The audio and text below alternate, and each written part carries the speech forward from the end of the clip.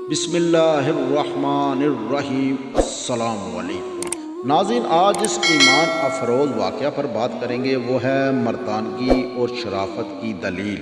शेख सादी शराज़ी रहमतुल्लाह अलैह फरमाते हैं, बचपन में जब मैं नमाज रोज़े के मसाइल से नावाकिफ़ था, मैंने रमज़ान का रोज़ा रखा। जब नमाज का वक़्त हुआ तो एक शख्स से वज़ू का तरीक़ा पूछा।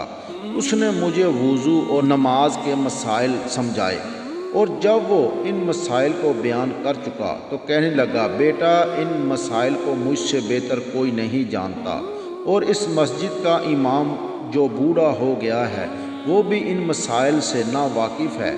इस शख्स की बात का जब अहले मोहल्ला को इल्म हुआ तो वो इस पर बरम हुए और कहने लगे, ए जाहिल इंसान, तूने नमाज रोज़े के मसाइल तो समझ लिए, मगर दीन इस्लाम की इस इब्तदाई तालीम को भूल गया कि अपने मोज़रीन को बेहतरीन नामों से पुकारो, और किसी की गैर मौजूदगी में इसकी बुराई बयान करना गीबत है, और गीबत के मर्तकब लोगों को दोज़ख में डाला जाएगा। शेख सादी शराज़ी रहमतुल्लाह अलैह फरमाते हैं, मर्दानगी और शराफत की दिल यही है, दूसरों के मुतल्लिक़ वही बात इसकी गैर मौजूदगी में करो जो इसके मुँह पर कह सकते हो। जो शख्स खाने पीने की चीज़ों से अपना मुंह साफ़ करे, इससे कहो वो अपने मुंह की गंदगी को भी साफ़ रखे। शेख सादी शराज़ी रहमतुल्लाह अलैह फरमाते हैं, हकीकत यह है, जब तुम दूसरों को गधा समझोगे तो फिर तुम्हें इंसान कौन कहेगा। याद रखो, वो शख्स जिसके मुतालिक तुम बुरी बात करते हो अगरचे गैर हाज़िर है, मगर अल्लाह रब्बुल इज़्ज़त तो हर जगह मौजूद है।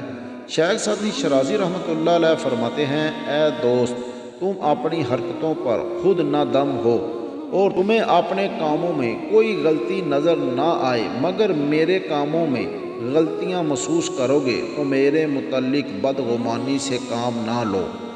शेख सादी शराज़ी रहमतुल्लाह अलैह इस हकायत में इस्लाही पहलू बयान करते हुए कहते हैं कि तुम दूसरों की गीबत से बचो और ना ही अपनी इल्मी काबिलियत पर मगरूर हो। अगर तुम अपनी खामियों पर तवज्जो दो और उनकी इस्लाह की कोशिश करो तो ये तुम्हारे हक़ में बेहतर है, और कभी किसी के मुतल्लिक बदगुमानी का शिकार ना हो। नाज़रीन, जब भी मेरे और आपके घर में खुशी गमी का समा होता है तो आपने अक्सर देखा होगा, अक्सर जो दोस्त अहबाब रिश्तेदार हैं वो इस्लाह मशवरे वग़ैरह रात को बैठते हैं तो करते हैं, और क्या करते हैं कि फ़लाँ जो शख्स है वो शादी पर नहीं आया, फ़लाँ जो शख्स है वो इसलिए नहीं आया कि उसको सलामी देनी पड़नी है, और अगर कोई फोतगी हो चुकी है तो वहाँ पर भी गीबत करनी शुरू कर देते हैं, मगर कोई शख्स ये नहीं सोचता कि उसकी गैर हाज़िरी में तुम लोग उसकी बुराइयां कर रहे हो। और गीबत और बुराई बयान करना ऐसे है जैसे नबी करीम सल्लल्लाहु अलैहि वसल्लम ने फरमाया कि अपने भाई का गोश्त खाना। नबी करीम सल्लल्लाहु अलैहि वसल्लम फरमाया, जो किसी की गीबत करता है हशर वाले दिन उससे कहा जाएगा कि अपने भाई का गोश्त खाओ। तो नाज़रीन, हम सबको चाहिए कि एक दूसरे की गीबत और बुराई से हम लोग बचें। हम लोग इस्लाम की बातें करते हैं, बहुत बहुत बड़ी बातें करते हैं, एक दूसरे से बढ़ चढ़ कर हम सरमायादार होना चाहते हैं, एक दूसरे से ज़्यादा अमीर व कबीर होना चाहते हैं, मगर कोई ईमानदार नहीं होना चाहता।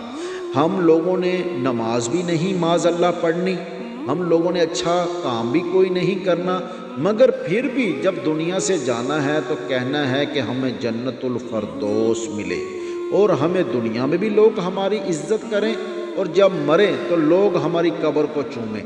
नाज़रीन, दुनिया उसी को याद रखती है जो दुनिया के लिए कुछ करता है।